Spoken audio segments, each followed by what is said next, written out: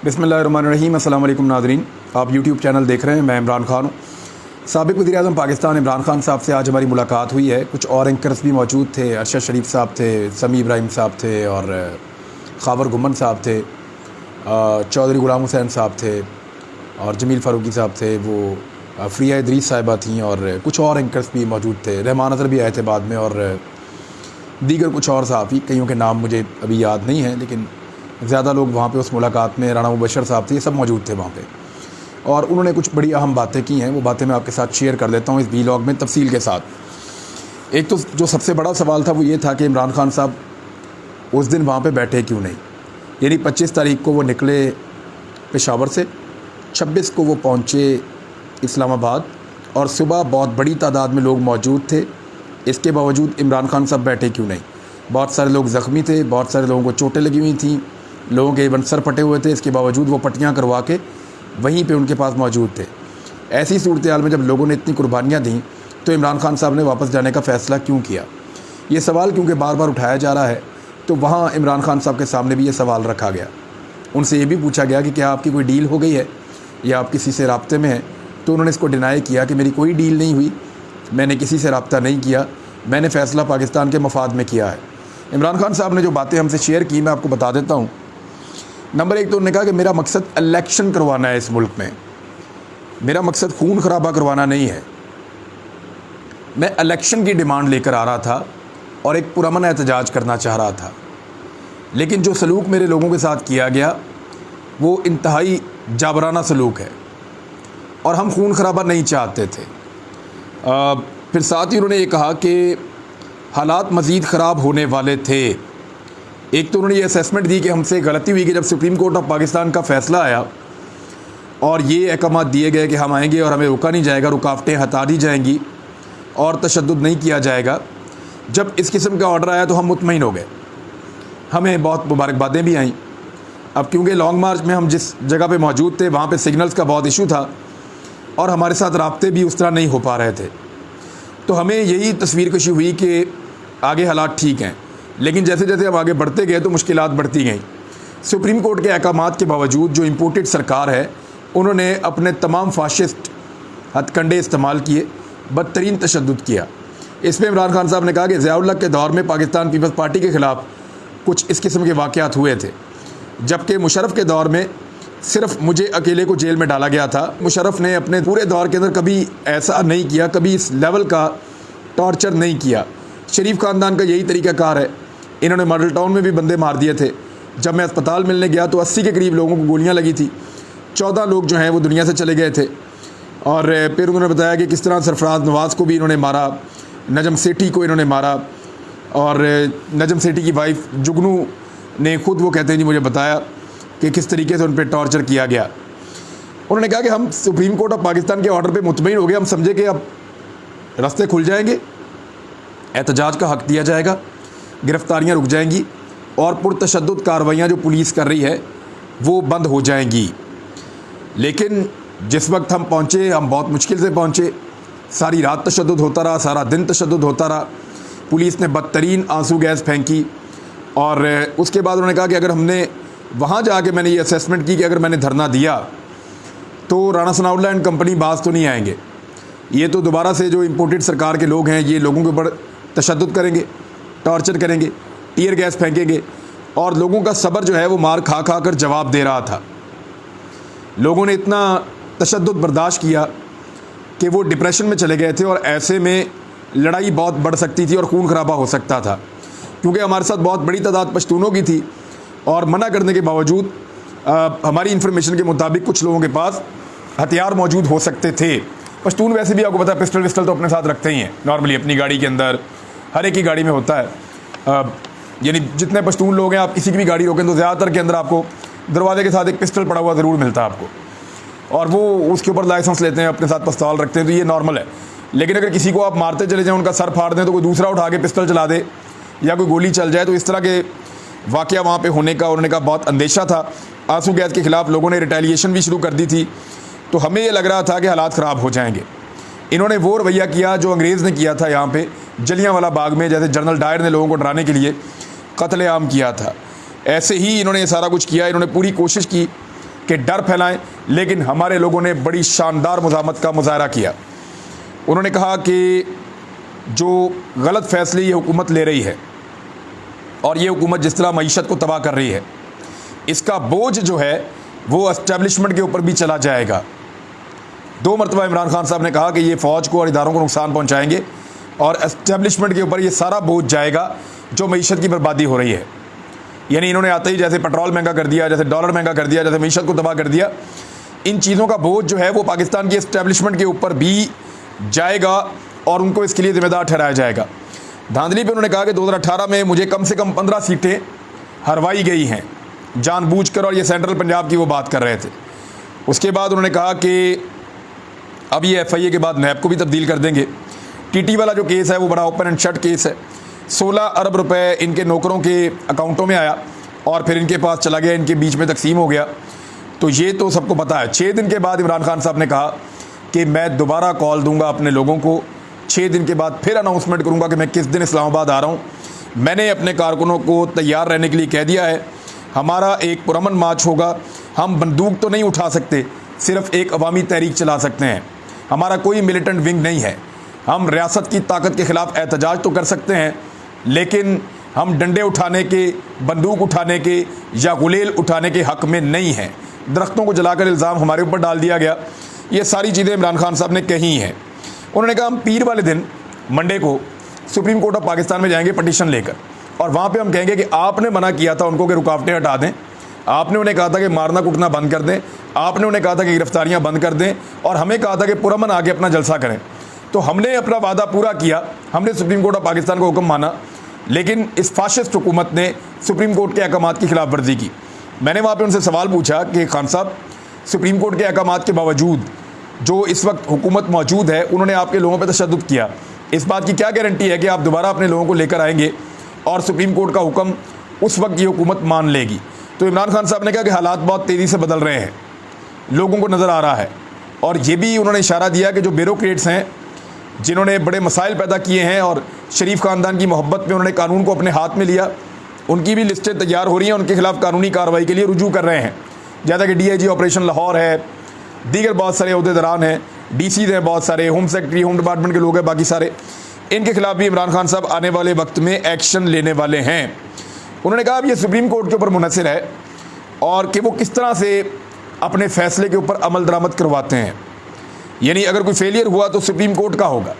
मुझे इस वक्त ये मुल्क श्रीलंका की तरफ जाता हुआ दिखाई दे रहा है, जिस तरह ये इम्पोर्टेड हुकूमत चला रही है। बाद में आदाद शुमार के मुताबिक उन लोगों ने साबित भी किया, मैं आपको बताऊंगा उन्होंने कैसे साबित किया। उन्होंने कहा कि मैं साबित करना चाहता था कि रूस से डील, यानी हम जो डील कर रहे थे रशिया के साथ, और वो साबित भी हो गया कि अप्रैल के अंदर पाकिस्तान उनसे मुआहदा कर रहा था कि अप्रैल में हम उनसे तेल ले लेंगे रशिया से, और बाद में गंदम भी ले लेंगे रशिया से 30% सस्ता।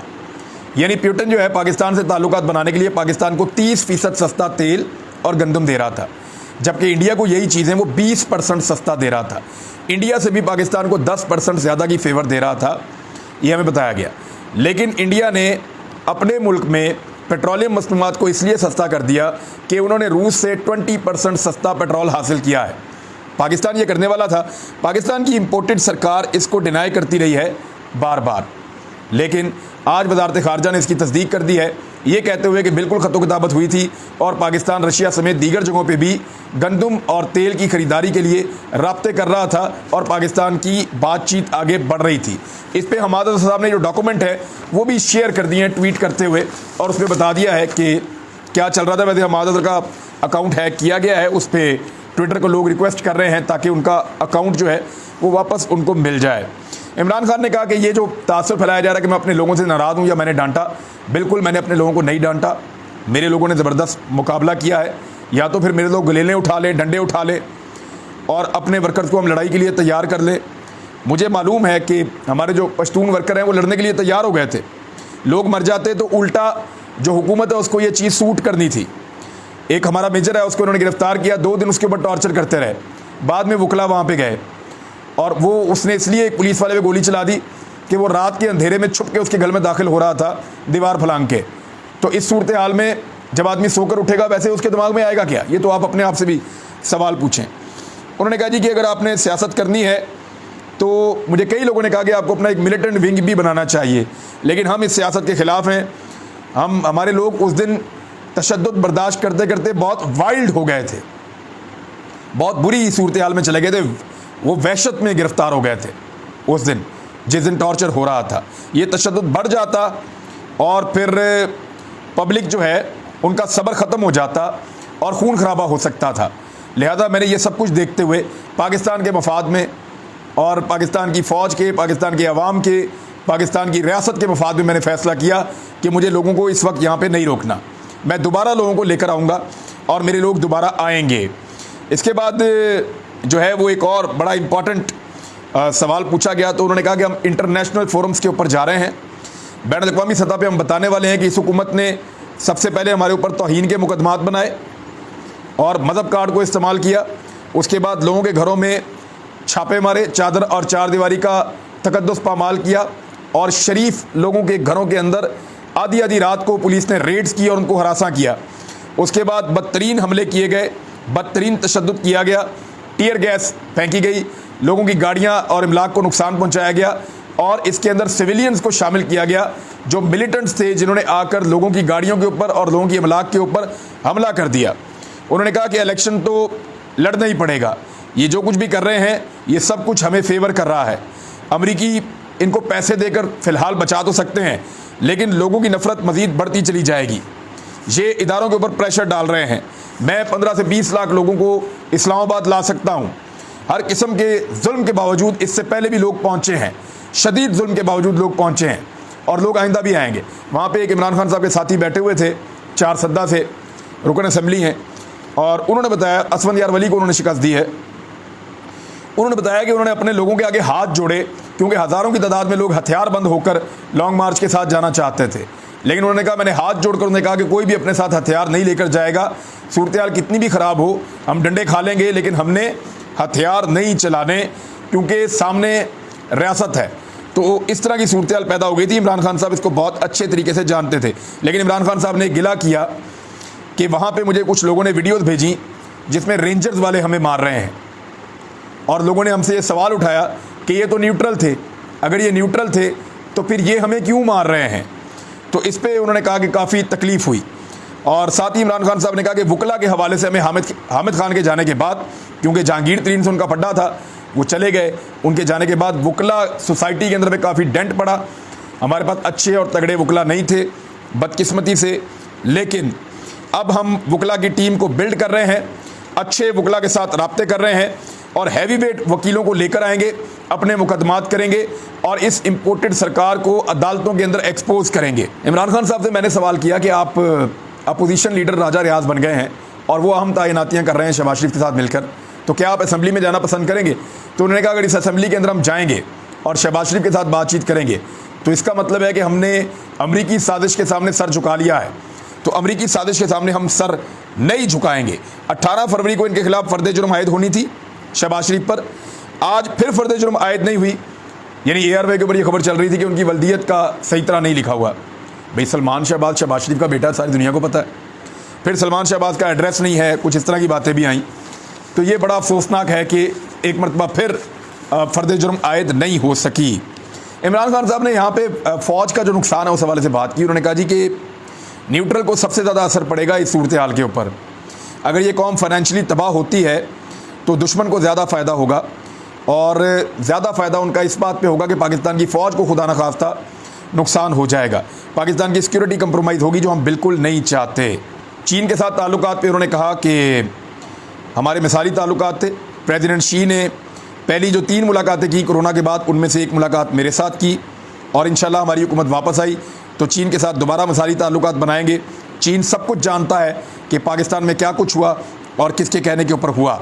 इधर शाह महमूद कुरैशी साहब ने बताया कि फ़ेज़ 2 के जो 2 नए वर्किंग ग्रुप्स बनाए गए थे वो भी पाकिस्तान तहरीक इंसाफ के साथ चीन ने बनाए थे। अगर उनको शिकायत होती तो वो काम को आगे बढ़ाने के लिए फ़ेज़ 2 में ना जाते, नए 2 वर्किंग ग्रुप्स में बनाते, वो हमारे साथ अच्छे तरीके से काम कर रहे थे। शाह महमूद कुरैशी ने एक और चैलेंज किया कि अयाज सादिक ने, एहसन इकबाल ने और मलिक अहमद ख़ान ने ये हलफ देकर कहें कि क्या इन्होंने मुझे नहीं कहा कि नवाज शरीफ से लेकर नीचे तक हम सब असम्बलियाँ तहलील करने पर तैयार हो गए हैं 19 जून को असम्बलियाँ तहलील कर देंगे, 5 अक्टूबर को इलेक्शन की तारीख दे देंगे। असद महमूद जो फजलुर रहमान पार्टी के वो भी मान गए थे, फैसल सब्जवारी MQM वाले वो भी मान गए थे, सिर्फ पाकिस्तान पीपल्स पार्टी एक रुकावट थी। तो उन्होंने कहा कि यूसुफ रज़ा गिलानी और जो राजा परवेज़ अशरफ है पीपल्स पार्टी वाले वो नहीं मान रहे थे और वो एक दूसरे पर डाल रहे हैं। एक्चुअली इस वक्त पाकिस्तान तहरीक इंसाफ के ख़िलाफ़ इलेक्शन लड़ने की हिम्मत नहीं कर पा रहे। इधर जो बड़ी इंपॉर्टेंट चीज़ें हैं वो एक तो चौधरी गुलाम हुसैन साहब ने बड़ी अहम बात बताई। उन्होंने कहा कि आर्मी चीफ ने चौधरी गुलाम हुसैन साहब को ये बताया और उन्होंने हल्फन ये बात की कि आर्मी चीफ ने जनरल कमर जावेद बाजवा ने चौधरी गुलाम हुसैन साहब को, जो एक जर्नलिस्ट हैं, उनको ये खुद बताया कि जो CPEC की पहली सरमायाकारी आई थी उसमें से जो 19 अरब डॉलर्स आए थे उनमें से 9 अरब डॉलर्स जो हैं वो नून लीग की हुकूमत खा गई थी। मैं आपको फिर बताऊं, चौधरी गुलाम हुसैन जो एक जर्नलिस्ट हैं, उन्होंने कहा कि जनरल कमर जावेद बाजवा साहब ने उनको ये बताया और हल्फन उन्होंने बताया कि CPEC की जो पहली सरमायाकारी आई थी 19 अरब डॉलर की, उसमें से 9 अरब डॉलर नून लीग की हुकूमत खा गई थी। और इसके बाद फिर इमरान खान साहब ने बताया कि 20 अरब डॉलर के प्लांट में से 5 अरब डॉलर सीधा इनकी जेब में गया था। और अयूब खान के बाद पहली मरतबा ऐसा हुआ, इमरान खान साहब ने कहा कि पाकिस्तान की इंडस्ट्री की ज़बरदस्त ग्रोथ हो रही थी। अब इसमें कुछ चीज़ें मैं बताता हूँ जो वहाँ पे ऐड की गई। हमाद अज़हर मौजूद थे, तो ये टेक्निकल चीज़ें हैं लेकिन आपको जानना ज़रूरी है। उन्होंने बताया कि यूरो बॉन्ड का रेट इमरान खान साहब के दौरे हुकूमत में 6% पर था, इस वक्त 30% पे पहुँच गया है। 6% से 30% पे पहुँच गया है। ये अलार्मिंग है, पाकिस्तान दिवालिया हो सकता है। श्रीलंका में 8% से 45% पर पहुँचा था तो श्रीलंका डिफ़ॉल्ट कर गया था। फिर उन्होंने बताया कि पाकिस्तान तहरीक इंसाफ के दौरे हुकूमत में फ़ी दिन जो रुपए की कदर कम हुई डॉलर के मुकाबले में वो 3 पैसे से 4 पैसे के दरमियान है। यानी पाकिस्तान तहरीक इंसाफ ने जितने दिन पाकिस्तान पे हुकूमत की और डॉलर की कीमत जितनी बढ़ी, उसको अगर आप डिवाइड कर दें दिनों के ऊपर, तो एक दिन में पाकिस्तान तहरीक इंसाफ की हुकूमत के एक दिन में जो डॉलर की प्राइस बढ़ी है वो 3 से 4 पैसे बढ़ी है। अब आ जाएं शहबाज शरीफ। शहबाज शरीफ साहब के दौरे हुकूमत में पहले 45 दिनों के अंदर जो डॉलर और रुपए की कदर में फ़र्क आया है वो एक दिन में 50 पैसे का आया है। 10 गुना से भी ज़्यादा फ़र्क पड़ा है। जितनी तेज़ी से डॉलर की कीमत बढ़ रही थी इमरान खान के दौर में, उससे 10 गुना तेज़ी से डॉलर की कीमत बढ़ रही है शहबाज शरीफ के दौर में। इमरान खान के दौर में 3 से 4 पैसे का इजाफा होता था रोज़ाना। शहबाज शरीफ के दौर में 50 पैसे का इजाफा होता है कम से कम रोज़ाना। शरह सूद को ये पहली मरतबा इतना ऊपर ले गए हैं 2009 के बाद और आने वाले दिनों में 20% तक जा सकता है। अगर ये हुकूमत 1 महीना और रह गई तो पाकिस्तान की मईशत पूरी तरह तबाह बर्बाद हो जाएगी। सिर्फ एक ही सूरत है कि आप इंतखाबात में जाएं ताकि लोगों का कॉन्फिडेंस बिल्ड हो, लोग अपनी सरमायाकारी निकालें और पैसा मार्केट में आए, वरना पाकिस्तान बहुत बुरी तरह डैमेज हो जाएगा। इलेक्शन अनाउंस करने के अलावा और कोई चारा नहीं है। तो ये सारी चीज़ें हैं जो सहाफ़ियों के साथ मुलाकात में इमरान खान साहब ने खुल के बताई। मैंने आपके साथ शेयर कर दी। अब तक के लिए इतने, अपना ख्याल रखिएगा, अपने इस चैनल का भी। अल्लाह हाफ़िज़।